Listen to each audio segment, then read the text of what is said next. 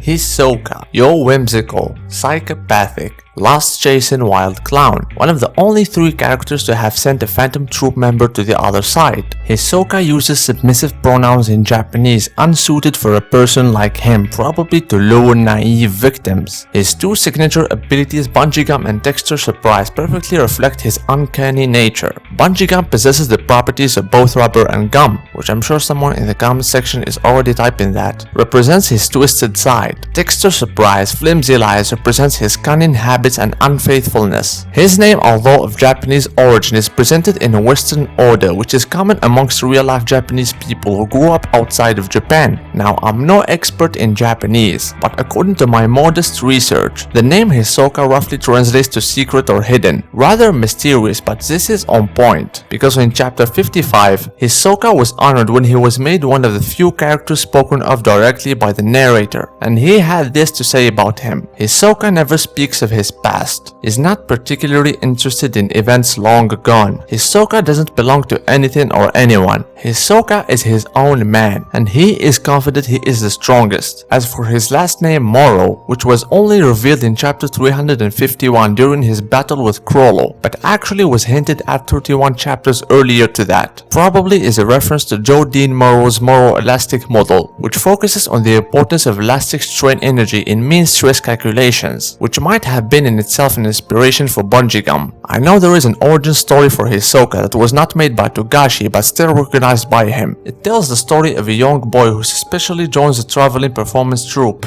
only to then discover its leader Moritonio to be a serial killer. Hisoka takes that chance to unalive him with Bungee Gum, which he suspiciously learned in a short period before disappearing. I use the word suspiciously 2 times because there are so many unexplained things in the story. One of them is that Hisoka seems to always be in the right place at the right time. The other is that it is almost like Hisoka previously knew about Nen before his learning session illustrated in the one-shot. Except from that, I don't think Togashi will ever delve into Hisoka's past, because that would ruin his mysterious nature. The inspiration behind Hisoka himself as a character is probably the Joker, which in turn was inspired by none other than L'Homme qui rit, The Man Who Laughs by Victor Hugo, where a sinister group causes a man permanent scars that made him look like he's smiling. I'm sure most of you get it by now. The original novel tackled social justice, but the Joker as a character was taken a step further, scrapping off every message the original novel had and making the Joker a mad person who really doesn't care about anything. Togashi in his version keeps parts of the Joker and adds atop of it some Japanese flavors. Story-wise, Hisoka just wants to have fun. I mean, have fun in the most naturally fun to most people ways, and he achieves this by playing judge and entering battles with no preparation, but it helps that he is really smart and a world-class improviser. His wet dream for a long time was to fight Chrollo. In their fight in chapter 351, Hisoka gave it absolutely his all, but still, Chrollo was seriously overprepared and was able to outsmart the mad magician.